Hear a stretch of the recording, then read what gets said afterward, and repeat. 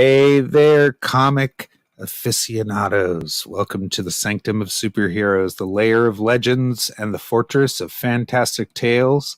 Here, we're diving deep into the ink-stained realm where imagination knows no limits and where every panel whispers secrets of heroes and villains alike. These pages aren't just paper and ink. They're portals to worlds where the impossible becomes possible, where ordinary folks transform into extraordinary beings, and where justice and truth stand tall against the forces of darkness. So join me in this journey through the multiverse of comics. Let's celebrate the art, the writers, the artists, and the sheer joy of being swept away by a good story. Because here, in our comic-loving community, there are no boundaries, only endless possibilities and the promise of discovering something truly extraordinary. Stay tuned, you true believers, for this is For Comics' Sake, and I am your host, J.Crager.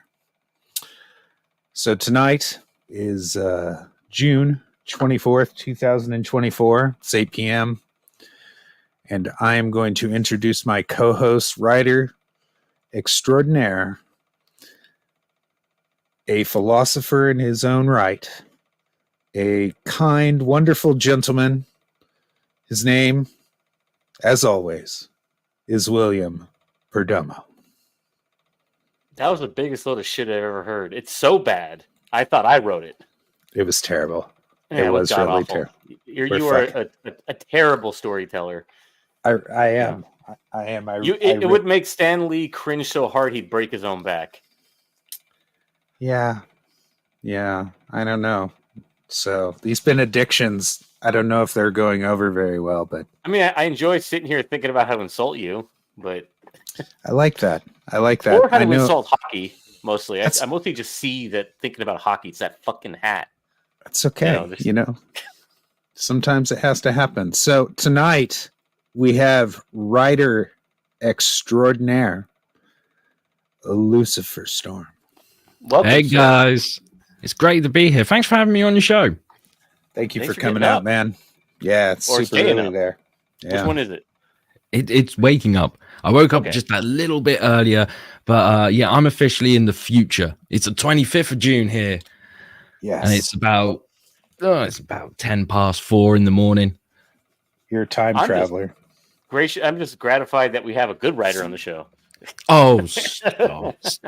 My ego says thank you, but please don't pander to my ego. It's an absolute prick. Okay. I mean, well, your pen name. Nice. Well, so. Yeah. It's a vanity. Pen name. It's the favorite of all my sins. It's of all the sins. Yeah, and he is pretty, so that's good. That's good. Stop. You're a pretty man. There's just too much handsome on screen. I had to come in and balance it out. You see, I'm going for the Viggo Mortensen Satan. Oh, nice. Big fan of The Prophecy, then. Indeed. Yeah, I'm glad you picked it up. It's not my favorite Satan, and I should ask both of you, what is your favorite screen Satan? Ooh.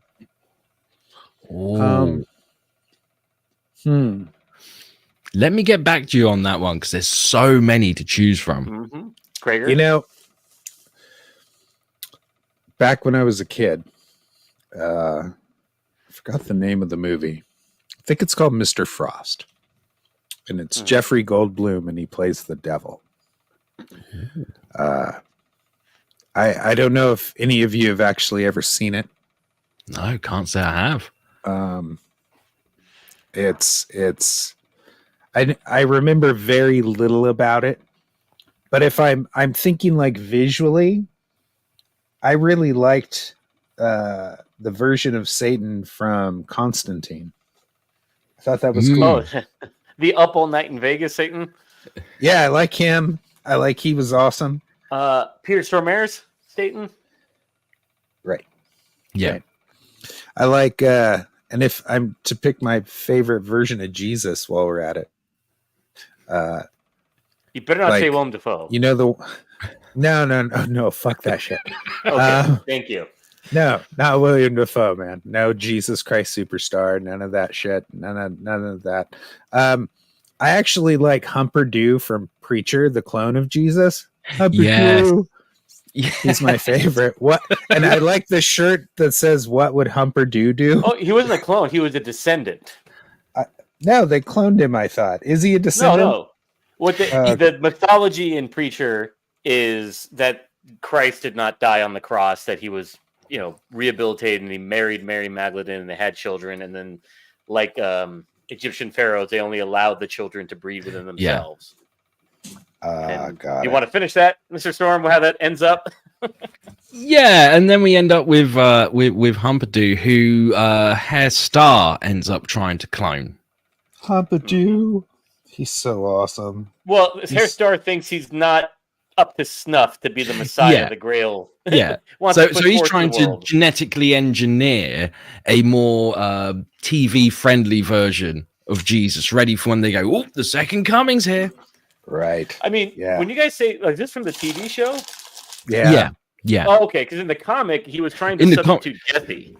Yeah, in the comic, it's very different, but they pulled from the comic quite a lot in the TV show. Like, I found like there were little snippets of the comic appearing in like the first 3 seasons, and it was as if like season 4 they just went, screw it, let's do all the things we were told we weren't allowed to do. We're like, this is the last season, we got to go for gold, Well, I liked it. But before we go on, let's say hello to everyone. Hello, Mr. Tokame, welcome. Hey, a truly putrid individual, more putrid than all 3 of us put together, Mr. Jason Bascom. But I love him. I love his putridity. I love the smell of it. It's like those terrible old shoes, you take them off, you get a whiff, but they're familiar with. Really opens up the nasal passages quite well first thing in the morning. It's like dry aging steak. It's like you want the must. Mr. Hyper Potato, welcome, sir. Thank you. The winner of last week's contest for Sergeant Rock. He got Weldon and Cragers. So very good. Ooh, nice. Pretty amazing. Pretty amazing. Mr. Hockey, he hides in the wheel wells of jets to escape that cursed continent. I can imagine it feels like it's 2 miles from the sun right now. Oh, indeed. And his hat does rock, but it just, I don't know, there's something about it that makes me very aggressive. I don't know. It's just, it reminds me of Step Brothers. Like, I'm sorry, I'm not concentrating because your face is driving me nuts.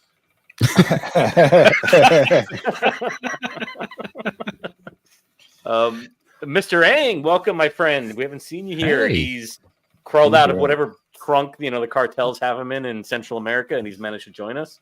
So thank you. Appreciate it, buddy. Thank you, Pedro. The meat bag himself. Thank you, Mr. Gali, for showing up for us. Madman. And Pedro agrees. Peter Stormare, the up all night hangover Satan.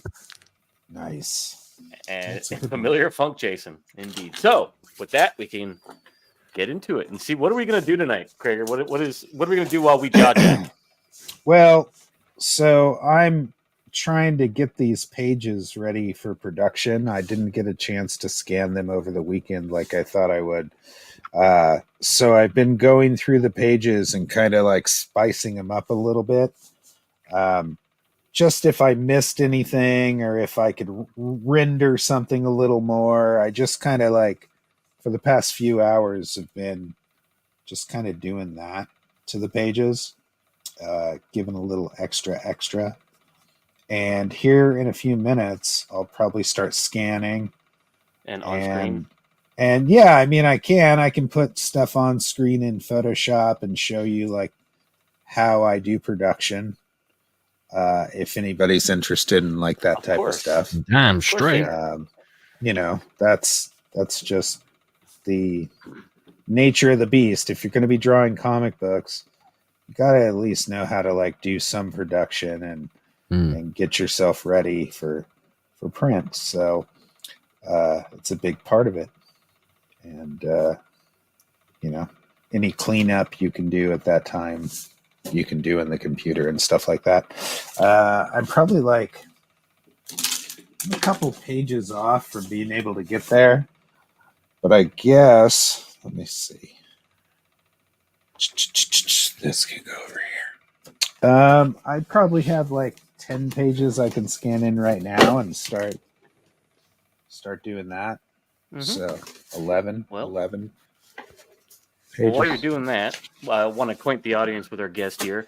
Lucifer Storm is a writer. He has done probably, I think, 2 books that are out there now, a semi-complete series and 1 complete series, and then he's working on the 3rd.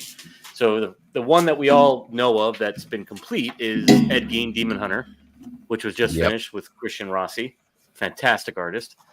And he's also been working on Lady Satan, which I think you're on issue 3 of, correct? Of how many? We've recently wrapped up issue 3, and literally about half an hour before this show started, I got an email from Christian going, "Here's some pages from issue 4." So we're almost done with that. I think we're going to be wrapped up with issue 4 close towards Halloween, maybe leaning towards Christmas. So that'll be. Nico? That will be it for now. Lady Satan's like quite a big story, but this is just the first story arc, or as I like to refer to it, Act 1 of the bigger story. So this will be wrapped up towards the end of the year, and it's all self-contained, but it's obvious that there's a lot more coming on later on. So once that's wrapped up, Christian is signed on to do more Lady Satan. But that's not going to be the next book that he does for me. Literally, we're going to wrap up Lady Satan Act 1, and then we're doing something else that I'm keeping under my hat for now. So nothing in Survival of the Sickest with Christian. Sorry? Nothing was in Survival of the Sickest with him. With John, the John Wayne Gacy book. Yes. Yeah. Still looking around is all I can really say. I've pretty much settled on someone, but I can't say who it is yet. That's the unfortunate thing about the books that haven't been started yet, because with that one, we did have a different artist called Halil. Because I've always wanted it to be that I have like 2, maybe 3 artists all working at the same time, which is biting off a bit more than I can chew, but you got to be ambitious sometimes.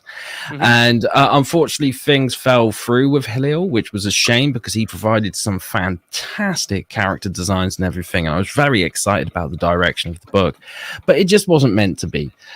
So I decided to take a break from that book for a little bit, have a bit of a palate cleanser, and just focus on other things for a second, and then come back to it with fresh eyes once an artist has been signed up for it, which pretty much we have signed up an artist for it, but like I said, I can't really say who it is at the moment. So when I first discovered you was when you did your Indiegogo campaign for Ed Gein. And the one I saw was a really ambitious campaign. There was a lot in there, including the famous nipple. Yes. You know? I don't know if you know about that, Jason. I do. I know about it. It kind of came and went. So what kind of happened there? Like, it seemed like you had a really big thing going, and then it kind of, I mean, I'm not trying to be like rude or anything, but it just sort of disappeared. No, I completely get it. I think when we started doing Ed Gein on Indiegogo, because that was literally just for the first issue, I think a lot of people were very cautious with it, especially as I'd already done an Indiegogo campaign for Lady Satan, which was meant to be fulfilled sort of like mid 2021. But unfortunately, there were a lot of difficulties going on behind the scenes and everything, and it didn't get fulfilled as soon as it should have. So it's the curse of the unfulfilled book. Yes, absolutely, which was the last thing that I wanted, but it does teach you a lot when that happens. You do learn a lot that makes you go, okay, don't do that again, don't do that again, don't do that again. And it took a bit of time. I mean, I was originally drawing Lady Satan myself, and that was very time consuming.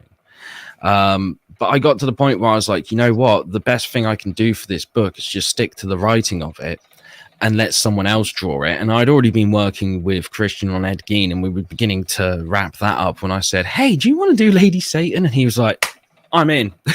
I am just Great in. decision. He's one of my absolutely. top like 10 favorite artists ever. Oh, I think he's one of the best fan. artists out there at the moment. And there are lots of people who want to work with Christian, and rightfully so. He is an... But like, he is an amazing artist to work with. He's so enthusiastic. He's such a nice guy, and he is quick. Considering he's normally working on like 2 or 3 books at the same time, it's amazing how quickly I get emails from him going, okay, here's a bunch of pages, here's a bunch of pages, here's a bunch of pages. And it's just a wonderful experience working with the guy. So, yeah, when it came to the first Ed Gein campaign, I think there were a lot of people who were like, look, I want to back this, but I can't because I'm still waiting on Lady Satan, which is absolutely fine. I had no problem with that whatsoever. But also, the moment I announced that I was doing Ed Gein Demon Hunter, you got a lot of people very angry, turning up and going... That's my next question. Yeah, yeah, it's amazing. Off of that? Yeah, in the beginning, I got a lot of heat off of it. And it just didn't bother me. It was like water off a duck's back. I was like, hey, look, I'm a writer. I like to challenge myself every now and then. And I think one of the best challenges any writer can put themselves through is taking their idea of the most despicable human being and going, right, they're the lead of my story now. You know, I've got to show the human side to them. Because that's something I always hear from people is like, but he was a monster. It's like, no, he was something worse. He was human. Yeah. That's what makes it scary. That's what makes it fun. That's what makes it interesting. And, you know, obviously a lot of people are like, oh, but how are you going to tackle the victims, this, that, and the other? It's like, hey, trust me. I've got this. I know what I'm doing, apparently, you know. And I think when that first issue ended up in people's hands, I think it took them by surprise. And that's when the heat started to come down. And it was around that time that I'd actually submitted it to several publishers thinking, hey, there's got to be someone who wants it. And literally every publisher came back and they said the same thing. Love the artwork, love the writing, love the story. But yeah, and the moment they went, Ed Gein, though, if it had been a fictional serial killer, we would probably go for it. And I was like, but if it was fictional serial killer, it wouldn't have worked the same. It wouldn't have been as cool. Is that nobody would know this man if it wasn't for a pop culture project. Yeah, that brought him to the forefront. Absolutely. Imagination. Yeah. So it got rejected by several publishers, and it was like, hey, that's fine. But then people started talking about it online and going, holy shit, this shouldn't be as good as it is, kind of thing. I was like, oh, well, you know, I like to try. And it was really nice seeing everyone's reaction to it. I mean, I could always, when I got these reactions, I could always tell who had read the book and who hadn't, just by what they were saying about it. All the people who had read the book were like, this is fun. This is great. See, and there it is right there. There's a copy of it right there. And all the people who hated it, I could tell that they had not read the book because they were like, how could you do this with the plot and this with the plot? And it was like, that's not what happens in the book. Why are you saying that kind of thing? You know, look at that. Some of Christian's artwork. I mean, weirdly enough, right being, a Christian myself, the only stuff I had a problem with reading it, I really loved the book. The only problem I had with it was the theology portion of it, where like, I think that's not the point of the book, which is, I don't think you were trying to find a way to, in the least amount of pages, describe why this demon needs to be found and captured and brought back. And it was the dogma mechanic. Which was very much. They managed to overturn God's decree, it'll just undo all creation. And I mean, it'll get you there, but that's not the point of the book. Exactly. What came to mind immediately when I read it was the Screw Tape Letters. You know what? Don Chin said the same thing, and I've never heard of the Screw Tape Letters before now, and it's something that I want to check out big time because it sounds like it's right up my street. Because when I was when you get to what I loved is that the hell scenes. Hell is sort of like a corporate downtown metropolis. And you've got these two demons. I'm sorry, I don't recall their names, but the two demons remind me of Wormwood and Screw Tape. And just to kind of give the audience what the Screw Tape Letters is. Screw Tape Letters is a satirical book written by C.S. Lewis where an elder demon is giving advice to a younger demon, his nephew, about, he's basically blowing off steam to his uncle about this subject he's working on to corrupt, and he's having a hard time with him. And he's kind of, the old the old lion is giving the young pup. He's like, you got to be a little bit more subtle. He's kind of training him, but also insulting him at the same time. Yeah. How to go about going to go about corrupting this person. So when I have these two demons in here, it kind of reminded me of Screwtape and Wormwood. That's cool, man. Especially in the suits. Because they have suits on. And I always thought of Screwtape and Wormwood was wearing suits. And now they've actually done a radio drama with Andy Serkis as Screwtape. Oh, nice. It is awesome hearing him do a demon voice. I'm going to have to check that out. Really, really funny. And that's why, and this stuff is really funny.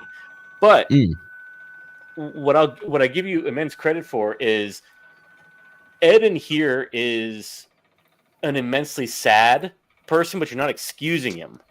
Yeah, because what you're kind of saying is that by the life he's lived and the life he wants to live, he's in eternal hell. He loves it, but we were looking at like, wow, what sad eternity. Yeah, to be serving this disgusting creature till the end of existence. Yeah, absolutely. Absolutely. I didn't want to be afraid of showing the parts of Ed's life that most people aren't privy to. Everyone's very quick to go, oh, the guy that made the skin suit. And it's like, but there's what came before. The childhood that he had with such an abusive mother and being in that mindset where all he could do was love and care about her.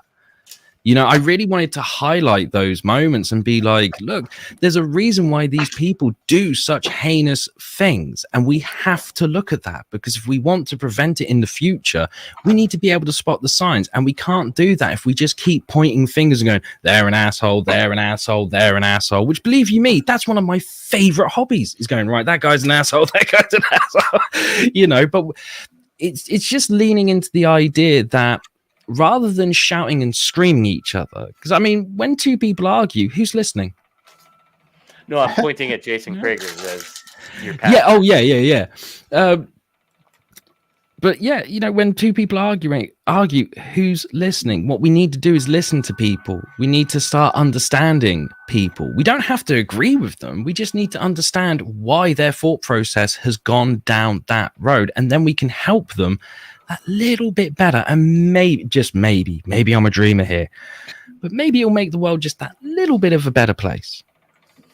And it is a character study. And I've been thinking about, before we started this, I was thinking about Ed Gein in particular is a very special historical figure because of his profound effect on pop culture and entertainment in general. Because he's like, if you were to look at the procedural serial killer boogeyman genre and you were to put it in a family tree, he'd be right on top, and pieces of him have disseminated down in all these different genetic ancestors.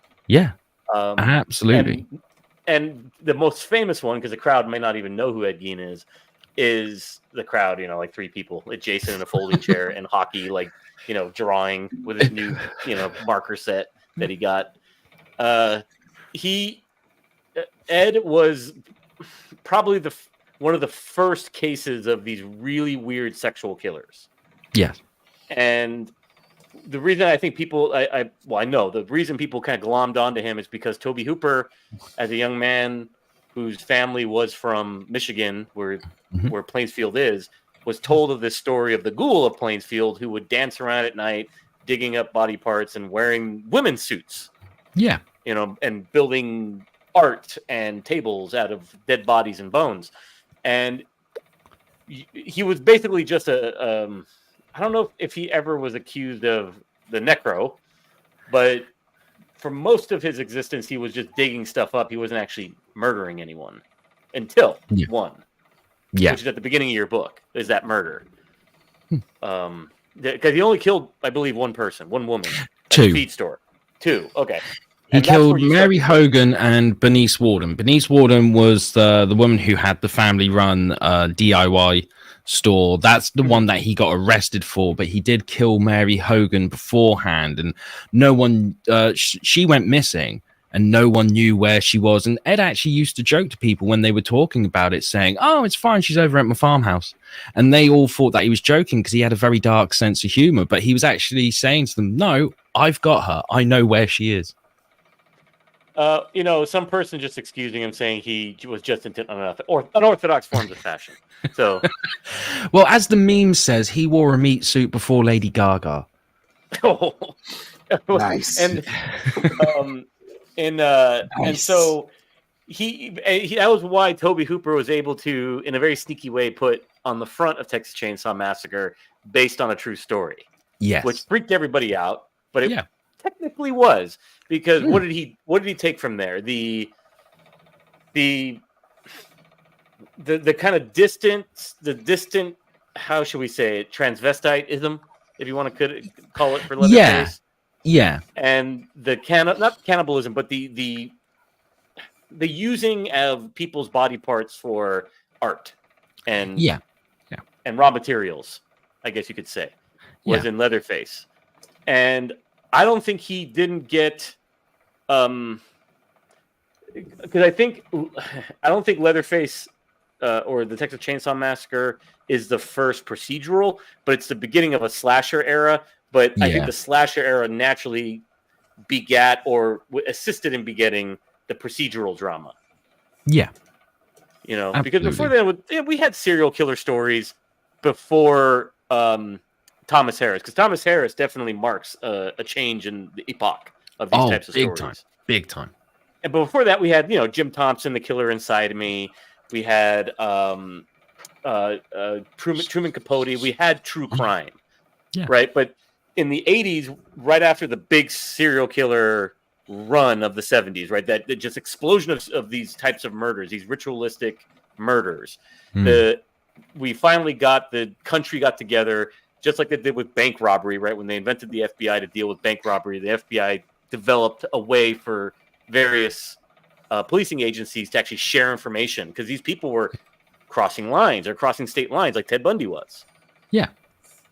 And from there, we got a guy like Thomas Harris who said, I'm going to write a thriller and a serial killer novel on a procedural level with real research. And that's where we get the real amalgamation of Ed into a character we all know as who? As Buffalo Bill. Exactly, sir. And how do we have that? What characteristics does he have? With Buffalo Bill, one thing they did do is they did take a tiny bit of Edmund Kemper and a tiny bit of Ted Bundy, but the whole basis of Buffalo Bill was obviously Ed Gein and the skin suit that Ed Gein was making. I mean, in Silence of the Lambs, they make it very clear when Starling makes that discovery of why is he skinning his victims. Oh, it's because he's trying to transform. He doesn't feel right in the body that he's in. He feels that he should be a woman, and the only way he feels he can deal with that is by killing women, skinning them, and then using their skin to make a suit, which is very on point with Ed Gein, because that was exactly what Ed Gein was going through. It was partly he wanted his mother back alive because she'd been dead for several years, but it's also because his mother wanted a daughter when he was born. She got a son instead, and that was part of where the abuse came from. She felt that she had been wronged by God because she prayed to God every single night saying, please give me a daughter. I don't want a son. She ended up with a son. She was horribly abusive to him, and a lot of that abuse was saying, you should have been a girl. You weren't meant to be a boy. You were meant to be a girl. So in his mind, he was fascinated with the idea of changing sex. And around that time, there were stories in the news about people in Denmark who had actually changed their sex through surgery. And it was something that he wanted to go through, but he didn't have the money or the ability to fly over there. So the next best thing was to take these people's skin and make a skin suit so that he could put it on and feel like he was closer to being the gender that he was meant to be, or what he thought he was meant to be. What's interesting about that, and what I like about what Thomas Harris did with the material, is that he was smart enough, and he did his research to such a degree where he didn't simply say he's a transsexual, right? He's just a murdering transsexual. He's not. What's fascinating about it is that it's subtle, where he's like, he thinks he's a transsexual. He's thought he's a lot of things. And the theme of Buffalo Bill's life is he's wanted to be many things, and the common denominator amongst all these behaviors is change. He wants to be something other than he is, not another sex, other than who he is. Could be there's like in the not Joe Dante, but Jonathan Demme film, you can in his lair you can kind of see little decorations of different fads he's been into. One of them being National Socialism, into the glam culture. He, bugs. There's all these dimensions and themes about he just obsessed with the power of transformation. Yes. And do you think Ed himself was obsessed with that same power, or did he really want to be a woman? From what I've learned about Ed and all the research that I did, it wasn't about the power of change. It was all about wanting to be a woman, because in his eyes, like I said, he absolutely adored his mother. He thought his mother could do no wrong, that she was a saint on earth, and that she never approved of him. And that was his motivation throughout pretty much all of his life. I need to make mother proud. I need to make mother so proud of me because I adore her so much, and she can't be proud of me because I'm not a girl. And that was his motivating factor throughout most of his life.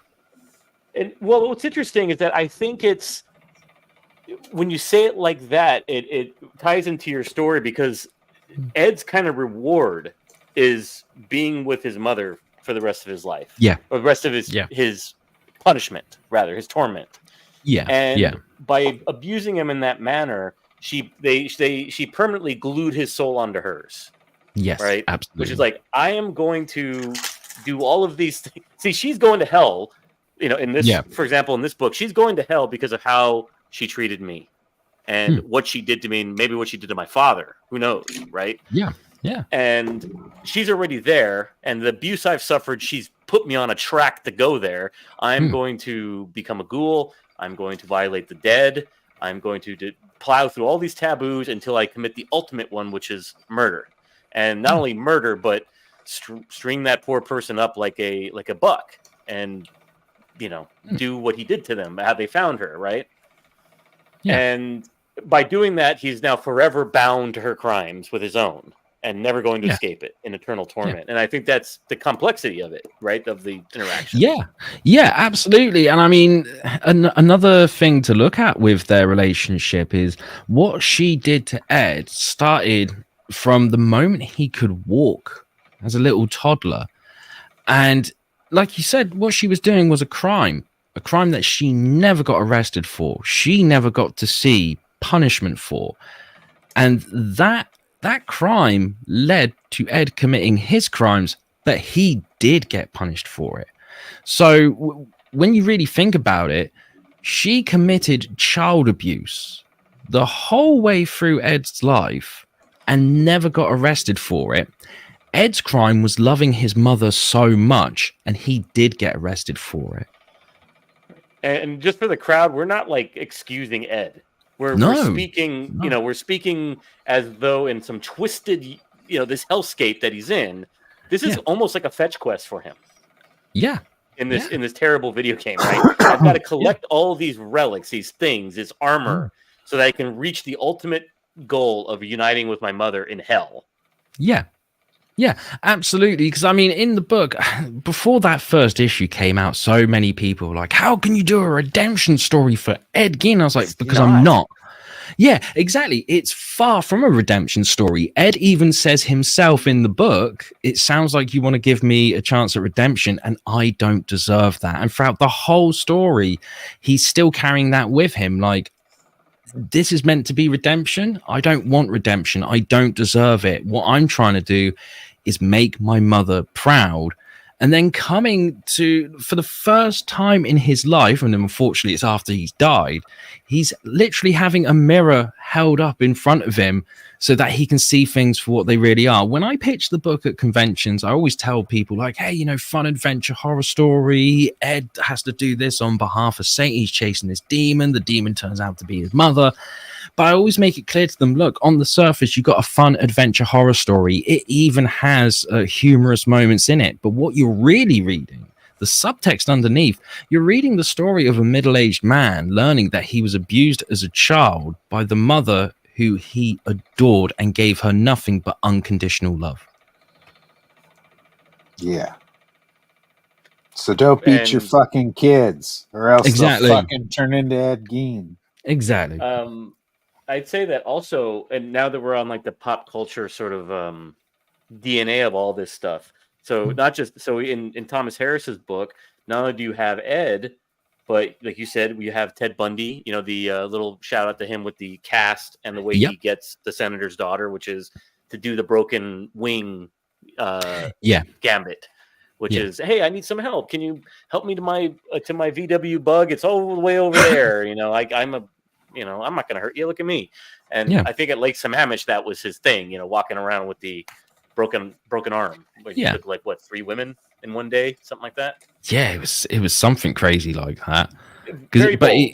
He was extremely bold, but Ted Bundy was clearly like a huge narcissist who thought, they can't catch me. I can do whatever I like.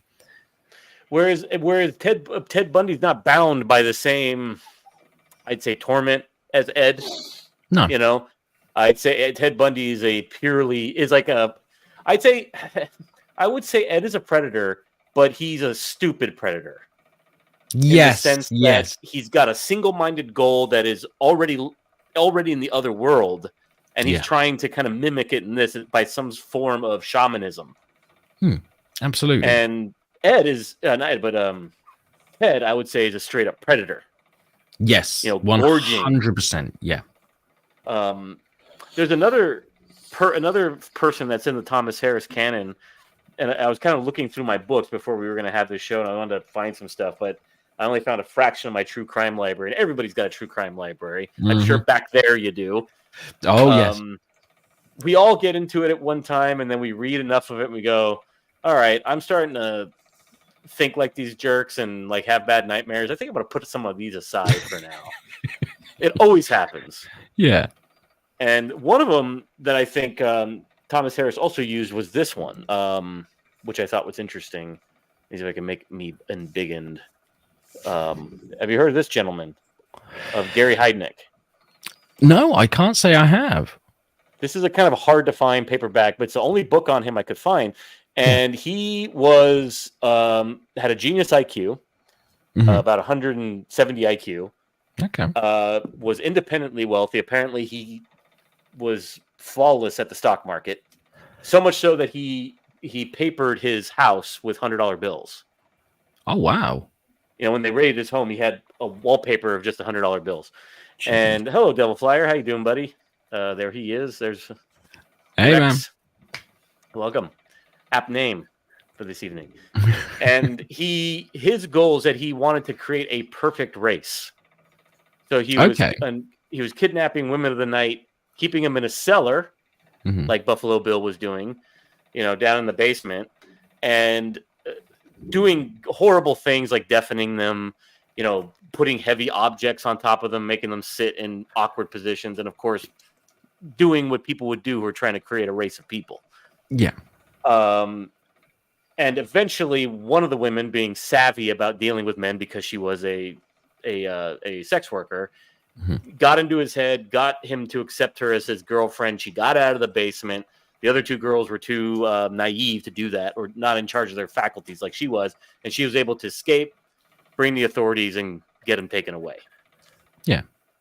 And he's the one who had the cellar, right? That's why it's called Cellar Horrors, but he was the one that had like the deep pit, and that's where Thomas Harris integrated that.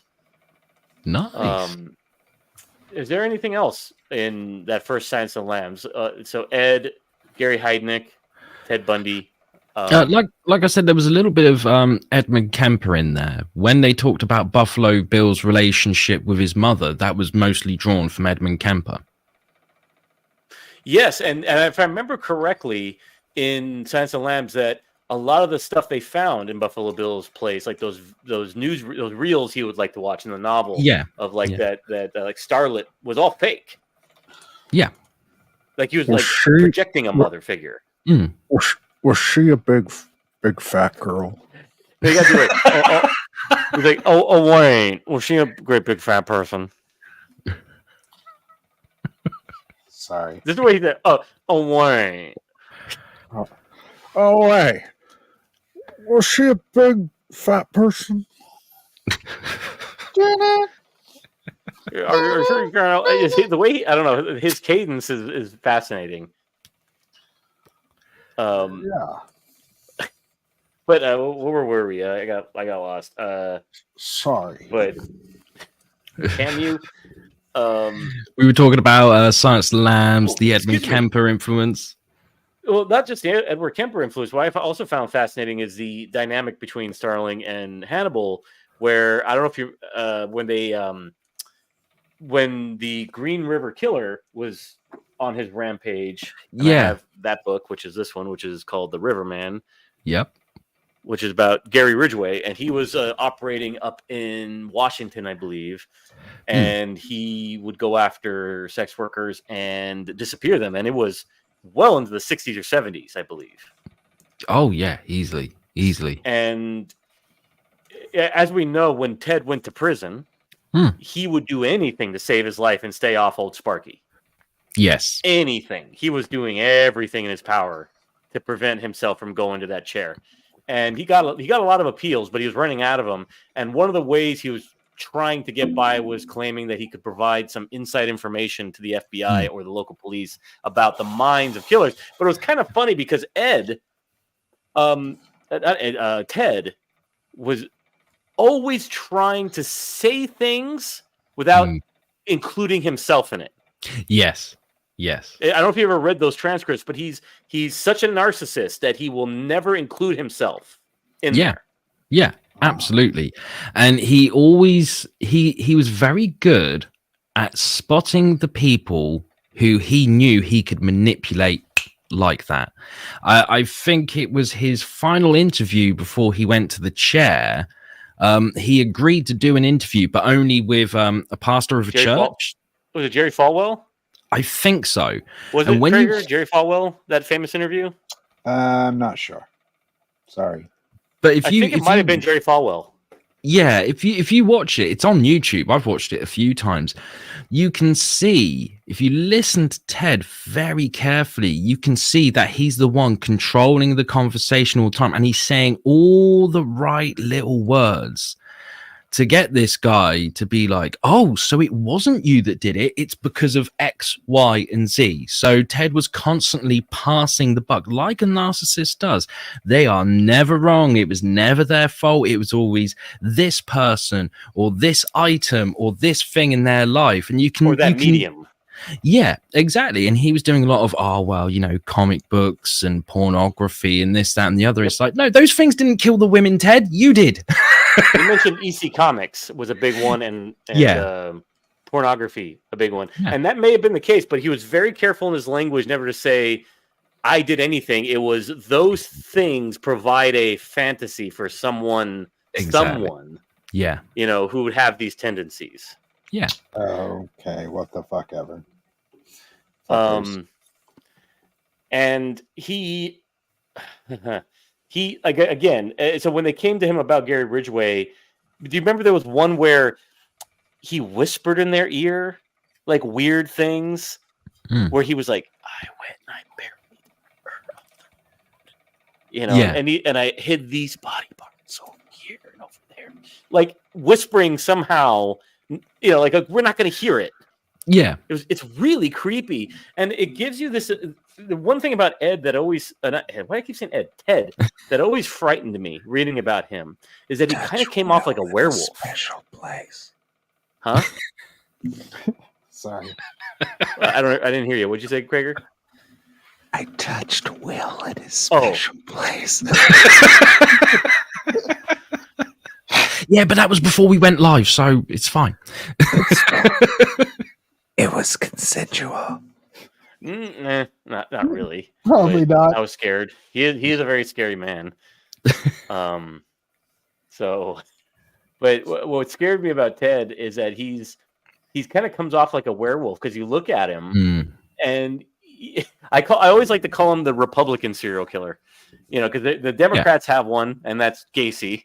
Yep. And he's the Republicans serial killer, and he's this button down psycho, well-to-do, is involved in all the local political organizations. He was, I even have the Anne Rule book. Remember the book by Anne Rule, Stranger Beside Me, where this was a woman that worked at the self-delete clinic that he worked at, where he would man the phones and talk people out of hurting themselves. Yeah. And he was empathetic enough that he could do it very well and talk people down from some serious situations. And so he had that look. He didn't look like he had it in him to be that savage. And then you wonder what he transformed into when he did these, because these were immensely savage crimes. Oh, incredibly so. Not just one thing. He did it all, guys. All of it. He played with the dead, played with the living. He took things, took them home. Again, immensely if bold. If it has a hole, we'll fuck it. It's okay. I was trying to be elegant with it, but there you go. I suppose. It's okay. There's a hole over here. There's a hole over there. If you don't have a hole, you make your own hole.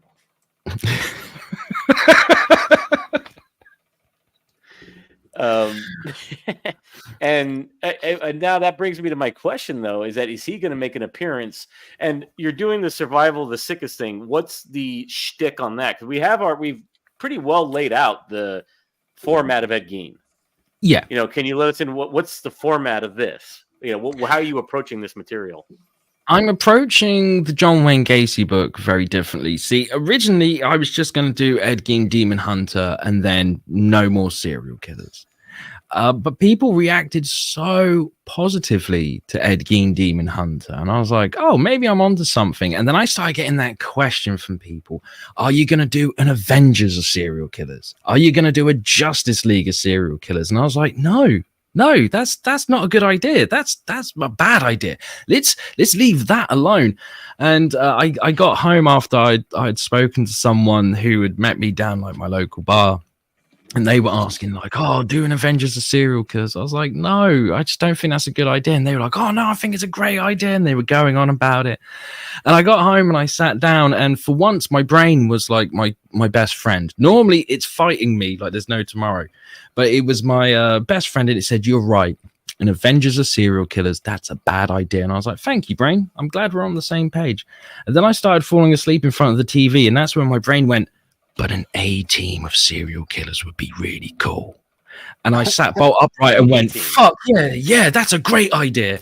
An A-team of serial killers. Like, who would be the Hannibal? Who would be the Howling Mad Murdoch? Well, Ed Gein would be the Howling Mad Murdoch, easily. So I literally sat... He wouldn't be Barabbas? Oh, no. I had someone else in mind for that. And I literally... Kemper? Yes, it is Edmund Kemper. Yep, absolutely. And I sat there and I came up with this idea. Face? No, Ted Bundy. Yeah, Ted Bundy is Face. John Wayne Gacy is Hannibal. Edmund Kemper is B.A. Baracus, and Ed Gein is Howling Mad Murdoch. And at first I was like, oh, could that work? I don't know. And then I just thought about the idea of having a scene where you've got Edmund Kemper and Ed Gein, the tallest serial killer and the shortest, and they've just met each other for the first time. And Ed's just there like, oh, so you got the same name as me? That's pretty cool. Why were you in prison? Because I killed my mother. Why did you go to prison? Because I loved mine. And that solidified it for me. And I was like, yes, I need to do this. So I ended up calling them the Defilers. And just came up with this idea of like this little team of serial killers. And that just made me go, well, in order to do that, I've got to do a couple of other serial killer books. And people want an Ed Gein Demon Hunter too. So I laid out this plan to do a John Wayne Gacy book, then Ed Gein Demon Hunter 2, then a Ted Bundy book, and then do the Defilers. Wait, are they in the same universe? Ed Gein? Yep, they will all be in the same universe. So are they going to be called up to head office for another mission? Well, kind of. I can't really say too much about the Defilers yet. I want that to be a bit of a surprise, especially as I've got a certain person in mind for who could potentially be the villain of the piece. But one thing I knew was I didn't just want to take Ed Gein Demon Hunter and take out Ed and put in John Wayne Gacy, because that would have been too easy. like especially his relationship with his father, because his father was an extremely abusive man. I wanted to approach it in a very different way. So instead of saying, okay, this one can take place after John Wayne Gacy has died, I thought to myself, it's a lot more interesting if we find out in this story that the world thinks John Wayne Gacy is dead, but someone else had different plans for him. So he's actually still alive. And it evolved into this kind of horror Western idea, which is why a little while back, if you look at my Twitter, I was sort of like going, oh, I've just watched John Carpenter's Vampires. I've just watched Near Dark, because I was like, right, I want to get into that mindset of what it's like to create like a horror Western story. And the best way to do that is to consume as many of them as possible. And, you know, I bounced around a few ideas involving a mafioso who believed that his son who had run away was one of John Wayne Gacy's unnamed victims, and that he's looking for a revenge on John. You're not doing Geely of serial killers, are you? No. No.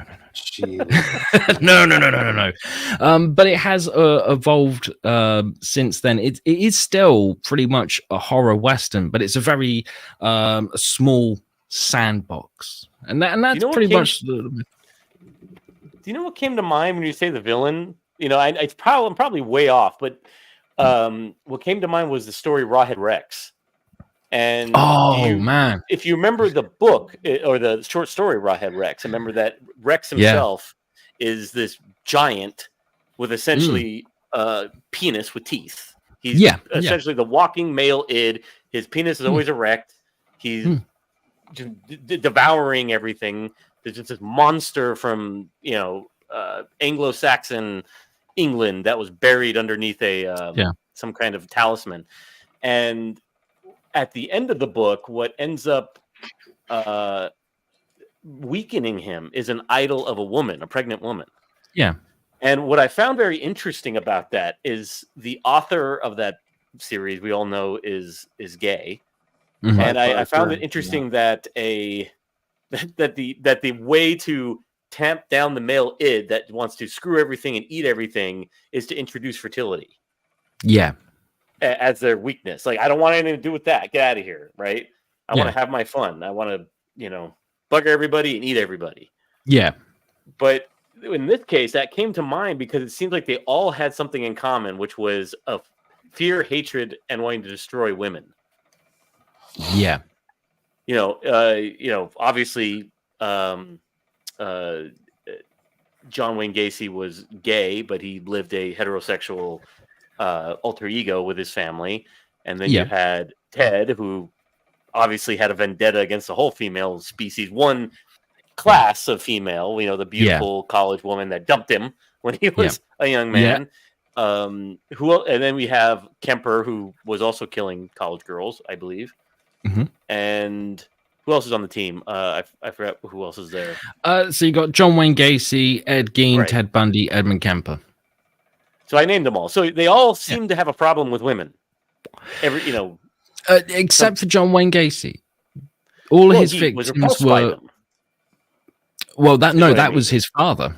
His mother absolutely adored him. She was very kind to him as a child. She used to compensate, or overcompensate, should I say, for his father's abusive behavior by feeding him, by being like, "No, it's all right." John Wayne, because of that. Well, he was named John Wayne by his father because his father was obsessed with masculinity and what it meant to be a man. And he always saw the actor John Wayne as being the epitome of masculinity. Right. Didn't he get angry with him because he liked to garden with his mother and he was really upset by that? His father was a huge alcoholic, and he caught John one day planting flowers and doing flower arranging. And he was like, no, that means my son's gay, this, that, and the other. And he pulled John into the house, and he used to beat John with a leather belt, but he would also attach razor blades to it as well.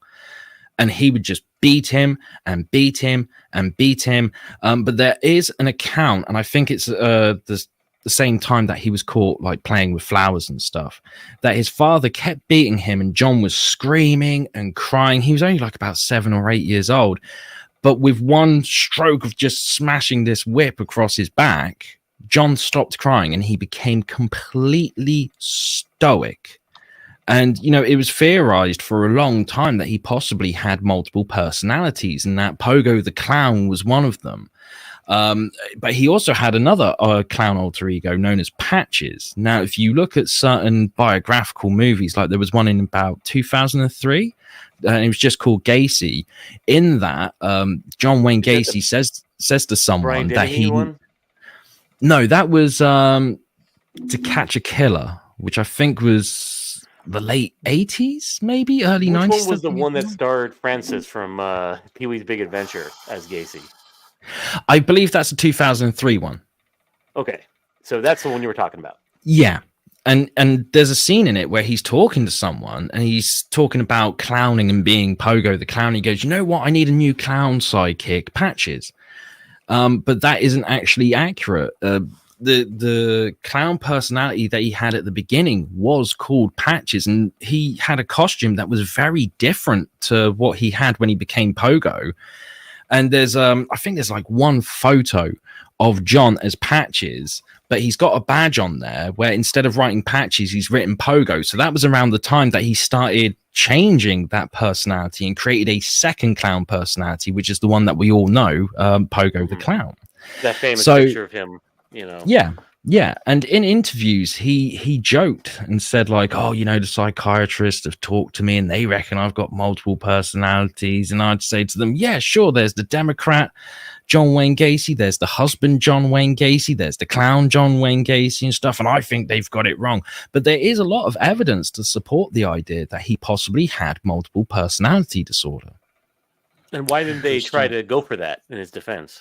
Oh, they tried so many things. I think they managed to postpone his execution for about 14 years because they kept trying all these different little things and going, well, he's got a heart condition, he's got this.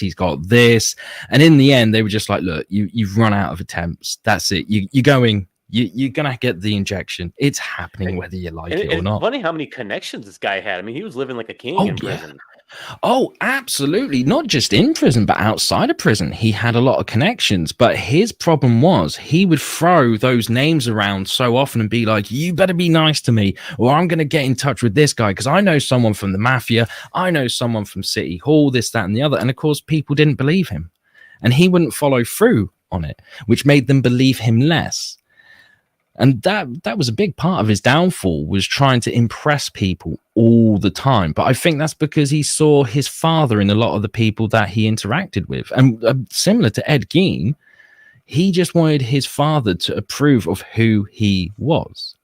Mm-hmm. So you can see that there is a crossover and similarities between him and Ed Gein, which makes writing The Survival of the Sickest book very, very difficult.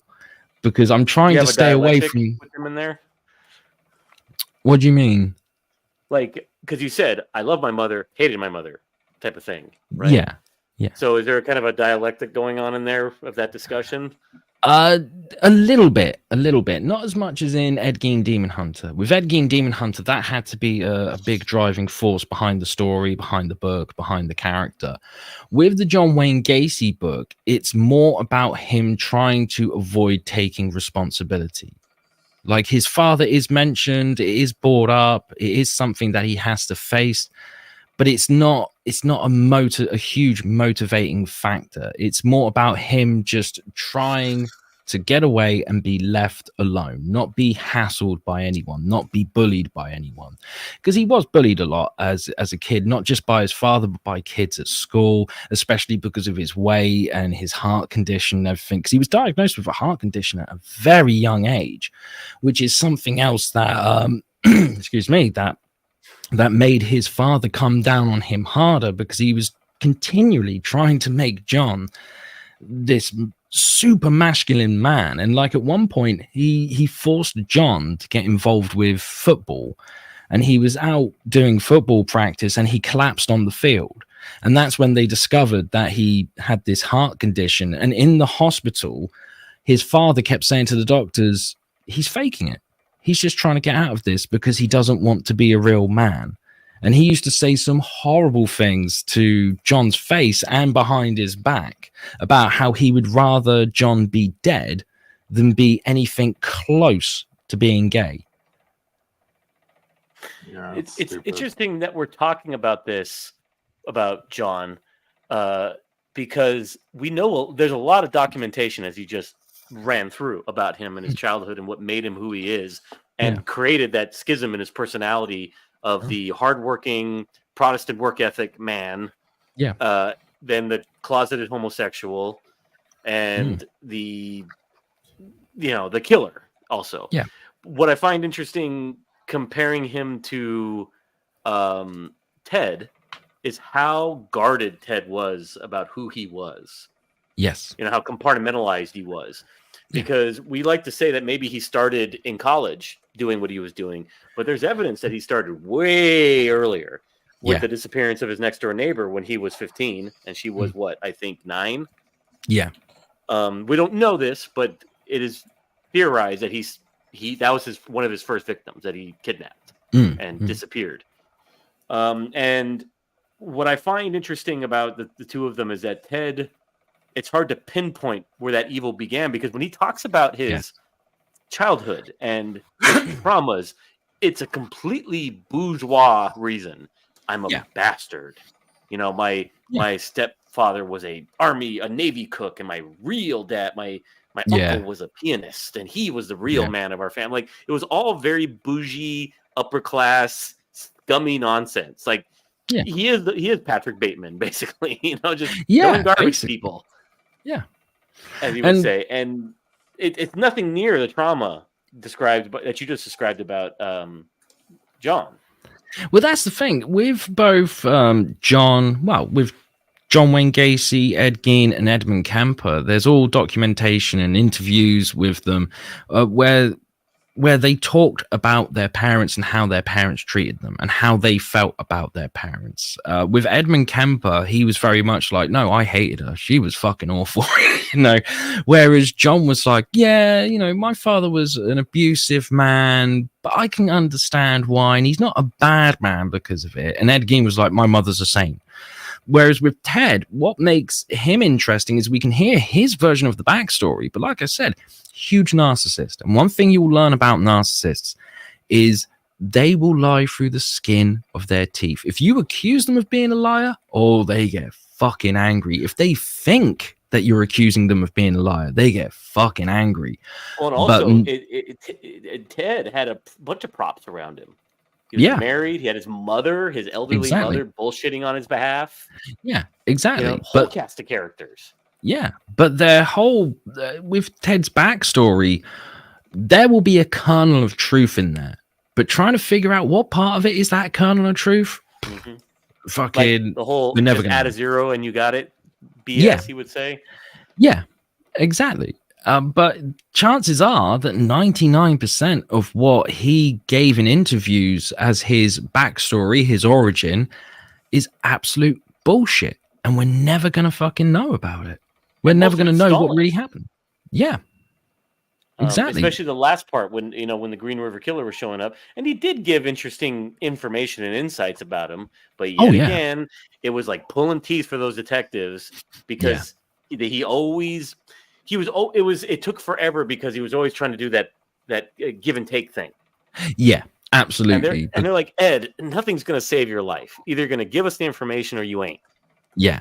Or Ted, excuse me. You're going to give us the information or you ain't. This whole negotiation thing is not a negotiation. Yeah, absolutely. I mean, in that situation, you got to bear in mind that Ted probably had two things going on in his mind. One of them is cool, I get to stay alive longer. Brilliant. That's going to help me stay alive fully and not get old Sparky. But there'll be that other part of him that's like, all these people are giving me attention. I like attention. I like it when the attention's all on me. So he will have had narcissistic elation going on just because of that alone. And when a narcissist is in that environment, they will say and do anything to keep that attention going because they don't want the elation to stop. The moment it stops, they become horribly depressed. It kind of reminds me of what happened with Henry Lee Lucas. Remember when he got on his field trip and he's like, "Hey, I killed that person, that person." He was like just making shit up. Yeah. And he was probably loving that they were falling for it. Yeah, absolutely. And I believe it was Henry Lee Lucas had Otis Toole with him. Yeah, they were very good friends. And if I remember correctly, Otis Toole, when he was in jail, he either shared a cell or it was the cell next to him was Jeffrey Dahmer. Were they? Really? As far as I can remember. I know it was a big name serial killer, and for some reason it's Dahmer that's coming to mind. I'm pretty certain it was Dahmer, but you may want to check that out just in case I've got a little bit wrong. But I know he shared a cell or was in a cell next to someone who was one of the big name serial killers. Nice. And going back to Gacy, we kind of mentioned the films that were made of him, but there's one film that I think is fascinating that was made around the early 2000s where William Forsythe played him. And it was called Dear Mr. Gacy. Did you ever see that film? Yes. Because that was very creepy film. That was based on not the whole book, but a chapter of the book, I believe, because it was someone who wrote to several serial killers. Yeah. Well, and one of them was Ted Bundy. No, Bundy was dead by then. This was, I think, was he in the 90s. Yeah. Oh, okay. He was writing a dissertation for his psychology class, and that's it. He was basically engaged in a catfishing operation against Gacy. You know, remember he oiled himself up and was sending him pictures, like lollipop pictures. Because the book, I believe, was called The Last Victim. Yes, that's what it's called. Because he was the last victim. Yeah, and he managed to create this fantasy world from in prison to get all this information out of him. And in the end of it, he basically said, "Dude, I catfished you. You're a piece of garbage. We never had anything going." And Ted Bundy thought he had him committing incest and all these weird things, and he was like really digging it. But however, after John was put to death, this I can't remember his name, but the boy who wrote the guy who wrote the book, he eventually offed himself because of the evil that John managed to impart to him as they were interacting. It kind of reminds me of what happened to the I can't remember her name, but the woman who wrote the Grape of Nanking, that famous book that chronicled exactly what the Japanese did to that city. Yeah. And she self-deleted because of the trauma of researching that book. Yeah. With her. There was another author. I can't remember her name. I think it was Nora Vincent.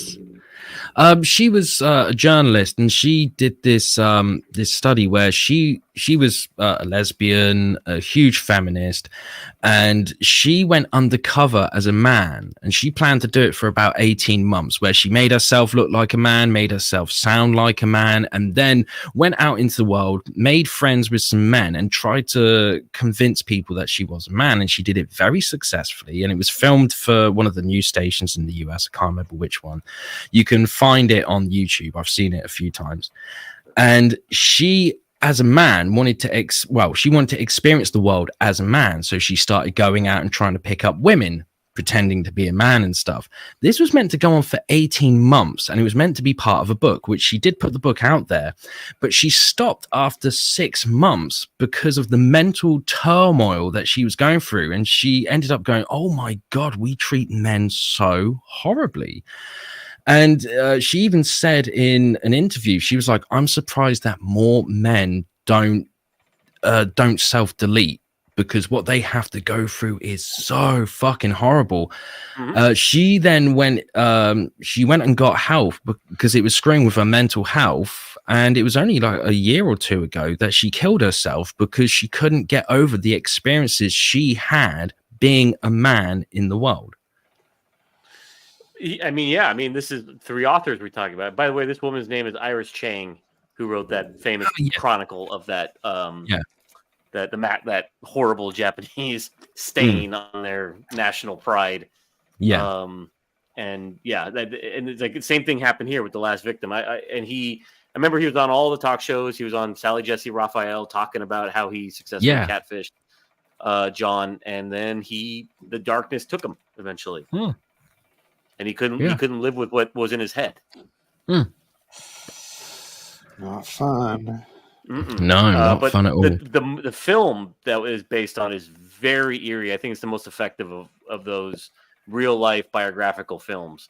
Yeah, because it is, mainly because William Forsythe, man, he is greasy in that film. Yeah. He's probably the best Gacy. I don't remember Brian Dennehy, because Brian Dennehy, even though he's played villains, I don't know how he played a Gacy. I didn't see the film, so no, I'm thinking of Brian Dennehy. I've got a copy of the Brian Dennehy film, but I still haven't watched it yet because it's a good 3.5 hours or something. And when you're going to dedicate that much time to a movie, you need to be in the right frame of mind. They also did one on Ted Bundy called The Deliberate Stranger, where it was Mark Harmon playing Ted Bundy. Okay. I mean, yes, there's him. Did Zach Braff? Not Zach Braff. What was his name? Zac Efron. Zac Efron. He played him in the Netflix one, correct? Yep, that's correct.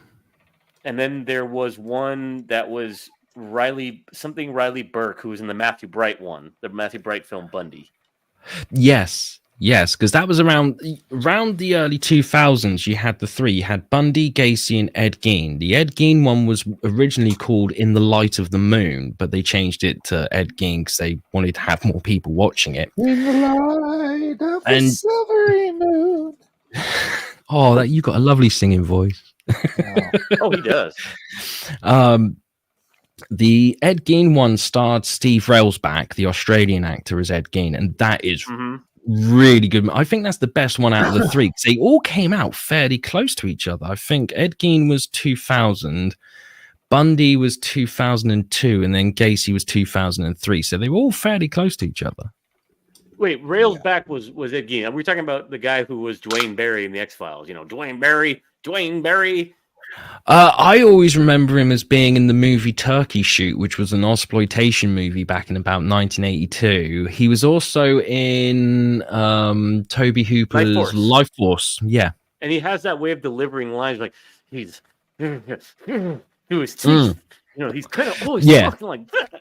Yeah, and he does such a fantastic job of playing Ed Gein. I mean, you may have noticed, some people notice it, some people don't, but the character of Ezra is Ezra Railsback, and his name comes from Steve Railsback, but also the 1973 movie Deranged, which was based on Ed Gein, but they changed Ed's name to Ezra.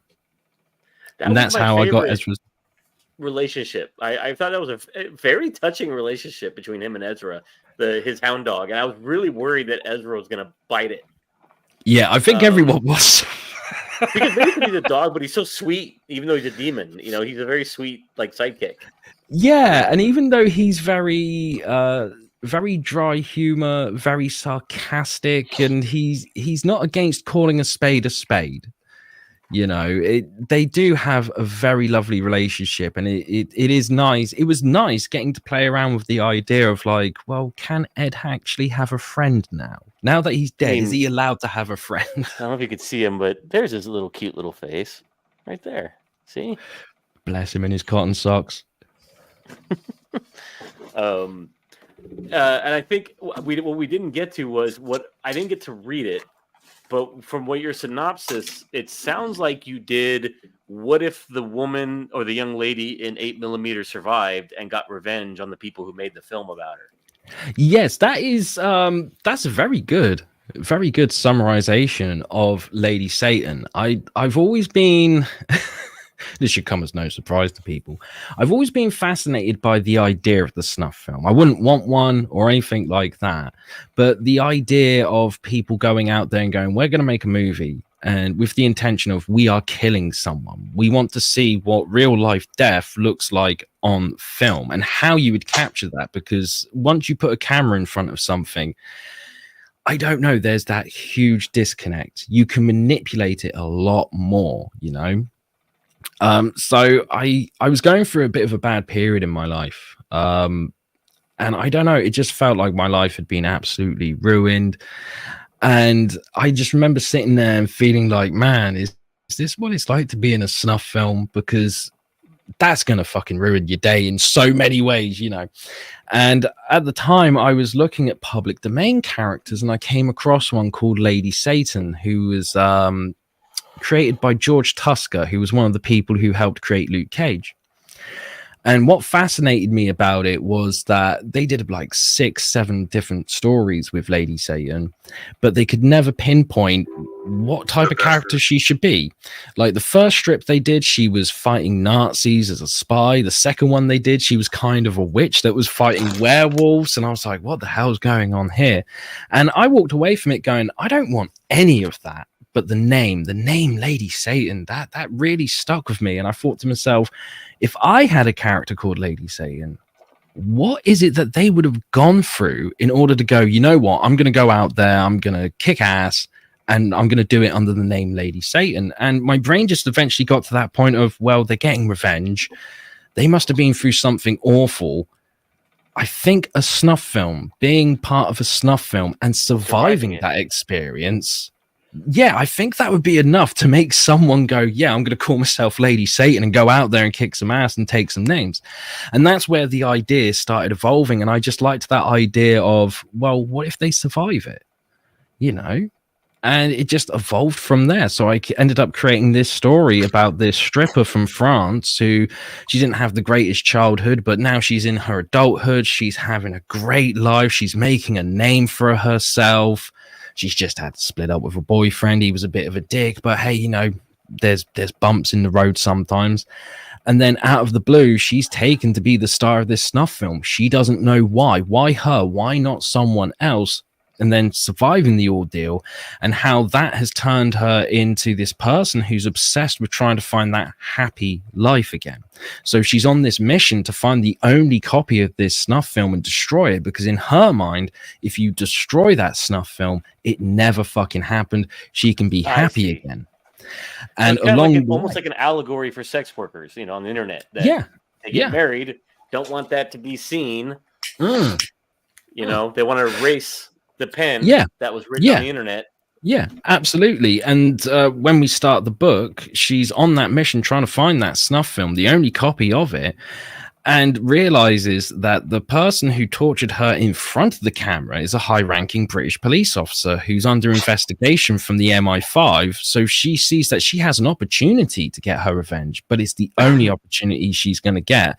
So she has to kind of overcome those nightmares, those traumas, to be like, no, I can face this asshole who did this to me and take him down. So she's kind of going on this little side quest to take him out of the picture before she goes back on her actual quest.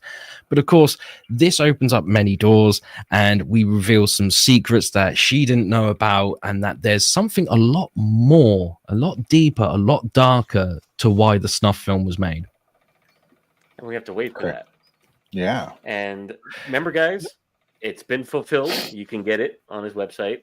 Yep. So that's no need to wait when number 4 or 3 and 4, I believe, right? I think it's three is going to be out there very soon in the next few weeks. Number 4 is going to take a couple of more months, but the moment it's finished, it's going to be straight out there.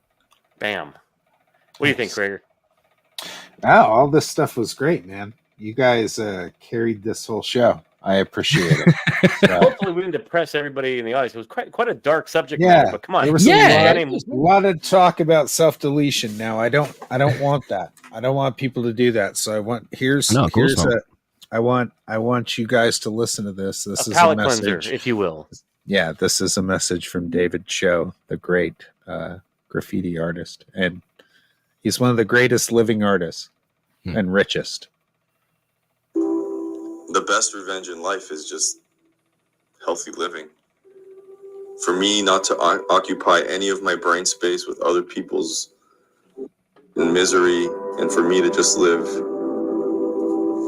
and enjoy my life and be present and share my gifts with the world and create and inspire and create hope in the world. That is... unlike this fucking show that just happened tonight. That is the antidote to hate. That's right, guys. Show. So. Well, I tell you what, I've just come back from a convention in Brighton. Yeah. And I think I saw one of the most amazing things that I've ever seen that should bring a smile to everyone's face, because I'm sat behind my table and there's a sea of cosplayers. There's Star Wars characters, there's Spider-Man, there's Batman, there's Halo characters, all these people in these amazing costumes. And then you just heard this little, and there was like this 6-year-old kid dressed head to toe, perfect outfit of Elvis, and it was just the best thing I'd ever seen, and everyone was just stopping him going, I need a photo, that's amazing. And I mean, like, how much confidence do you have to walk into a Comic-Con and go, screw these nerds, I'm going as Elvis? I just think it's absolutely beautiful. And of course it was a child. Of course. It's amazing. It's going to troll the adults. Well, baby, mama, baby. And by the way, is this true, Crager? Is it really the 13th episode? That is correct. It is the 13th episode. How appropriate. We're going to have some peanut butter and banana sandwiches. Fried in butter. That's why you're going to die. That's right. It's going to be beautiful. We're going to love it. I think we'd all rather die from that than encountering any of the people we discussed on this show. Absolutely. I would have given those guys a little pickle tickle.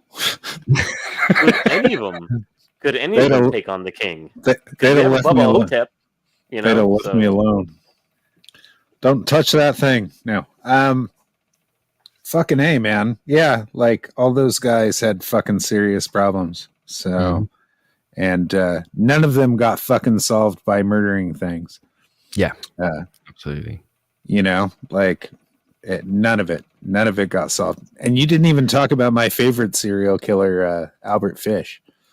So, does that mean I got to come back? Use favorite in regards to? I do. I have a fucking favorite one. So Albert Fish, man, was hands down the fucking best. He was so awesome. He ate a baby, dude, and then described how it tasted to the fucking people. Was he the one who was called the werewolf of like Wisconsin or something? Like they had a name. Like was that the one that he put needles in his stomach? And yeah, needles in his crotch and stuff. He liked to get spanked with a studded paddle that had needles in it. And when they executed him, like it short circuited the fucking, and he caught on fire. Yes, his groin caught on fire. It short circuited old Sparky. Yeah, it was fucking fantastic. But I did find it quite funny and ironic that Richard Ramirez got the shit beat out of him by a bunch of cholos. Yeah, that shit's hilarious. And that's how he got caught, right? Because they fucked him up. But cholos beat his ass. Like, what's up, Holmes? He goes, Hail Satan. They were like, not tonight, bitch. He started beating him with a pipe. That's today. Awesome. Remember, he was running through the neighborhood and he was like trying to grab cars and like, dudes were beating the hell out of him. And some lady was getting in her car to go to church. And he tried to grab her, and a bunch of cholos across the street say, they ain't gonna have me. He's like, hi. It was crazy how terrified everybody was. So that's why he got his ass whooped how it was all over the TV. And even my mom was like, we got to make sure all the fucking doors are locked. And I was like, no, the windows, because that son of a bitch could like get in anywhere. He was like, right. I wasn't from the X-Files. I wasn't too worried about it. So the cholos took care of that. Our good Mexican friends in East LA, brought him down. Holmes, go beat his ass, Holmes. No, you do it. He has that Satan thing on his palm. I don't like that. Fuck that essay. Like that shit's dark, man. We ain't doing that shit. And they're like, "Go Doyers!" That's like their rallying cry, and then they go and they beat the shit out of him. It's so funny, so good. So who do we have here tonight? Still 52 people. It looks like that's pretty good. Yeah, we're talking about some dark shit. Yeah, man. I don't know why you guys enjoyed it, but that's okay. I appreciate you all for coming out. And it's like saying Germans are all just smiles and chocolates. They're not. No, not all German people are bad. I promise. So we have to forgive them. They made a lapse in judgment. Mm-hmm. They were on vacation for serious lapse in judgment. Years. So serious lapse in judgment. So we need to let them off the hook now. So at some point, maybe. If we feel generous. Well, I'm German, so I mean, I don't carry around my German guilt because I didn't. We just harbor Germans where my family comes from. Yeah, exactly. As long as you got a lot of gold, you're good. You know, but I do feel bad that a bunch of people were killed for stupid reasons. So, and I'm not okay with this that type of shit. Yeah, people dying for stupid fucking reasons, man. Like, especially coming from where I come from. Like, you know, me and Will have talked a whole bunch, and you guys like talked about murder all night and shit like that. Like, I have 2 literal people in my family very close to me who were murdered. And then if you go back about 100 years, I have a whole group of family members that were fucking murderers and were really good at it. So 22 people died at the end of their fucking guns. So yeah, man, they did their job. But that being said, it was a different time. It was a different period. As far as the people who were directly related to me in my lifetime, they weren't murdered by serial killers. They were just murdered by assholes. So, you know, but nevertheless, they were murdered. Life is very fragile. So, and it sucks. It sucks that, you know, we still have an element in our society that feels like it's necessary and that shit has to go that far, or sick people who absolutely get off on the fact that they're doing it. Now, we could have had a nice long conversation about useful psychos in society, and most of them are doctors and fucking like run CEOs of corporations and stuff, and they're not busy murdering people. Or they bring in cocaine like Tony Montana. Say hello to the bad guy. Yeah, so you know, there was something as a useful psychopath at one point. And yes, that did include like murder, like Viking berserkers. How do you think their seed got spread? It was from raping and pillaging, and they didn't have a conscience about it. A rational society would execute me or put me to some use. That was a useful psychopath at that time, and if they felt bad about it, they wouldn't be doing it, and then you couldn't propagate your seed. Hey, Vlad the Impaler was his countryman's useful psychopath. Right. So they exist. Those, and there was a guy who was actually, it was a guy who was doing research on psychopaths, and as he was going through all these brain scans, he came across like one of the brain scans, and it was his brain scan. And his brain scan looked like the psychopath's brain scans. And he was like, oh shit, I think I'm one of those people. And I think it was documented. The guy talked about it. I forgot his name. But yeah, as he was studying psychopaths, he figured out that he was a psychopath from a brain scan. And, but he just happened to become a doctor as opposed to being a fucking serial killer. I don't know, man. Like, I don't enjoy killing anything, but I do like eating it. And with that, okay, with that, we should probably wrap it up tonight, guys. So, be kind to everybody.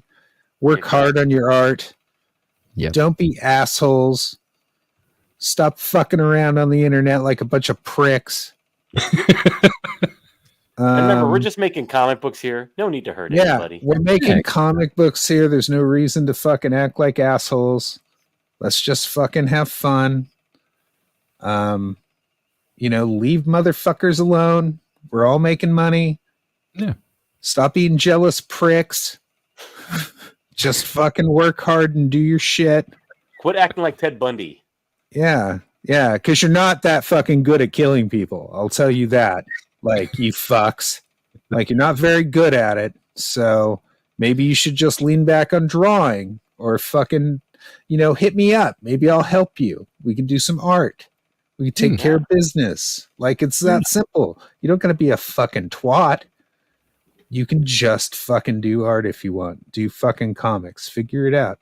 So with that, you fucking cunts, Have a good night. Good night. And that's Be for fun. you, hockey.